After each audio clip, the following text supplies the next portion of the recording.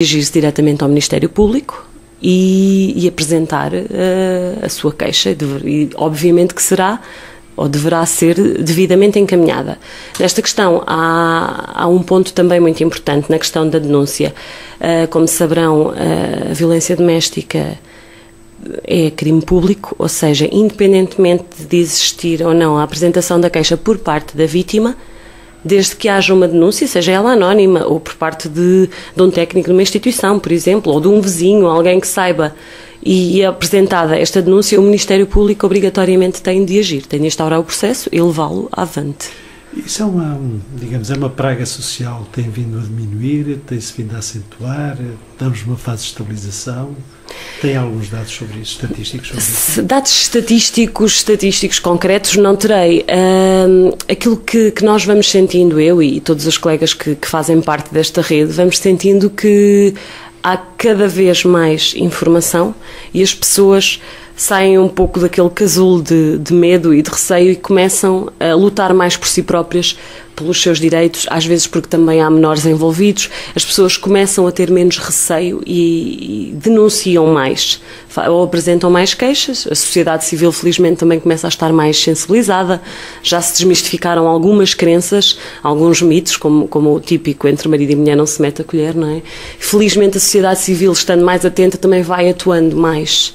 E eu espero, sinceramente, todos nós esperamos que com uma maior informação se possa cada vez mais alargar estas informações sobre esta problemática e também prevenir o maior número de casos possível. A vossa relação com o agressor é muito complicada, não? Nós tendencialmente temos, pela nossa experiência, acompanhado as vítimas, sempre na lógica de envolver a família, porque senão não teríamos, a nossa intervenção não seria sistémica, não seria dinâmica como é suposto que seja. Sempre que a vítima assim o deseja, nós procuramos envolver os outros elementos da família, nomeadamente o agressor. E felizmente começamos a ter não só, digamos assim, acompanhamentos conjuntos, ou seja, em que se aquela vítima, aquele casal, por exemplo, falando na violência conjugal, decidem manter a relação e percebem que a violência é realmente um problema, decidem então trabalhar em conjunto e nesses casos nós temos a plena noção que é possível obter algum sucesso. Ou seja, depois da vossa primeira intervenção vocês continuam a acompanhar o casal? Exatamente, a ideia é exatamente fazer, depois de sinalizada a situação e de uma primeira intervenção em crise, que muitas vezes nem passa pelas instituições que acompanham as vítimas, passa, por exemplo, por uma ida ao hospital, um primeiro então acolhimento, atendimento da situação e depois dela então ser-nos-á encaminhada já com um levantamento mínimo de dados. Nós estabelecemos um plano de intervenção com esta pessoa. Antes do plano de intervenção é muito importante definirmos, percebermos primeiro os objetivos daquela pessoa, fazer uma avaliação do risco, por exemplo, fazer um bom diagnóstico daquela situação, perceber que risco há, quais são os fatores de proteção, se esta pessoa, se esta família, digamos assim, se há presença, por exemplo, de alcoolismo, se há armas, isto são algumas questões na avaliação do risco, por exemplo. Fatores de proteção poderá ser a existência de uma rede familiar de suporte, que às vezes, em grande parte dos casos, devido ao isolamento social a que a vítima é sujeita, estas redes sociais, sejam de familiar ou de amigos ou de vizinhança, não são muito próximas ou às vezes até inexistentes. Olha, mas depois notam que há casos de sucesso, depois da família ser acompanhada, que há uma tendência gradual para a diminuição da violência? Nas situações em que o casal, no caso da violência conjugal, uma vez mais, se mantém juntas, se o acompanhamento for realmente próximo e as pessoas cumprirem, porque muitas vezes também, muitas vezes não, mas algumas vezes, infelizmente, as pessoas desistem, se o acompanhamento for frequente, eu penso que, pelo menos numa fase inicial, as coisas têm tendência para o sucesso. Qual é o vosso diagnóstico? Quais são as causas que estão na origem da violência? Uma questão cultural? Passa de pais para filhos? Tem a ver com álcool, com droga? Qual é a vossa apreciação?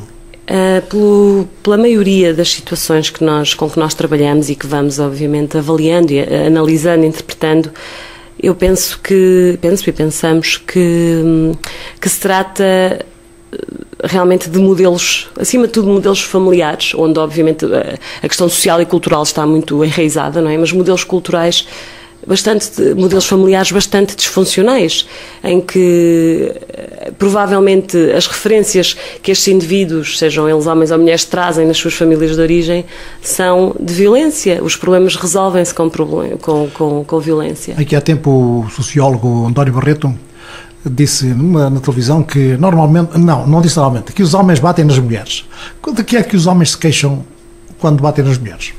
Do que é que os homens se queixam quando batem nas mulheres? Sim, no diálogo que tem convosco, qual é o mal que as mulheres produzem e que os leva a bater-lhe?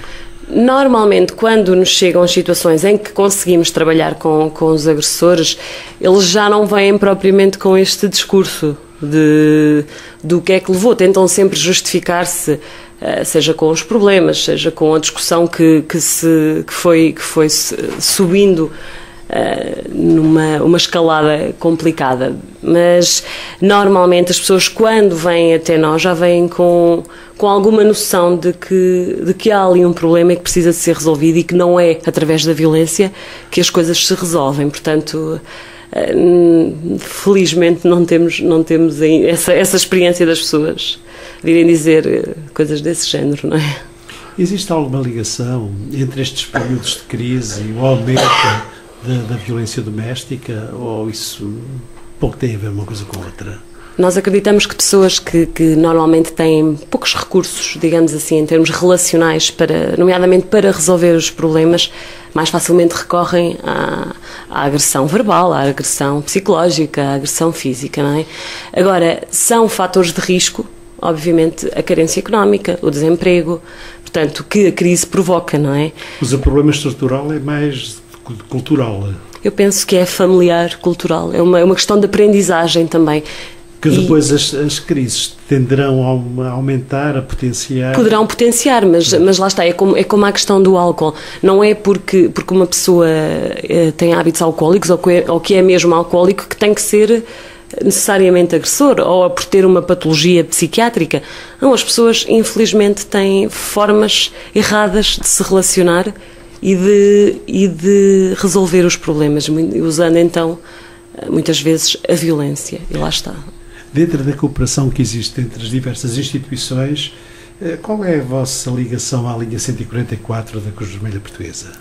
Bom, a linha 144, apesar de não estar totalmente por dentro, é, como saberão, uma linha de emergência social que também atende situações de violência doméstica, nomeadamente as situações em crise. Muitas vezes, em situações de verdadeira crise, em que a pessoa teve que sair de casa, por exemplo, a linha 144 é fundamental. E o apoio, neste caso, das colegas da Cruz Vermelha, que permitem, por exemplo, que a pessoa, se não tiver para onde ir, possa ficar naquele momento imediato, possa ser alojada, digamos assim, em pensão, pelo menos durante 72 horas. Já aconteceu nós termos que aconselhar uma pessoa a contactar a linha. Portanto, é muito importante que possamos ter tão perto de nós uma resposta para o imediato. É óbvio que não é a solução de todos os problemas, mas não deixa de ser importante. Portanto, para clarificar, para os nossos ouvintes ficarem a saber, a linha 144 é o número de telefone que... É o número de telefone de emergência social, ou seja, se houver uma situação de crise, seja ela de que género for, em que a pessoa nomeadamente se veja desalojada e que precise de apoio, a linha 144 poderá ser um apoio. Ou seja, é mais um complemento à informação que deu anteriormente, que ou ligam para as vítimas ou ligam para a linha 144, sim, ou então para qualquer um dos números. Qualquer um das instituições, por exemplo. Das instituições parceiras, não é? Sim. Neste momento a coordenação é da Goldes Carvalho, eu posso dar o número da Goldes, que é o 233 40 25 20, portanto, até entre as 9h30 e as 6 da tarde estamos sempre ao dispor para receber as pessoas. Portanto, o 233 40 25 20, exatamente.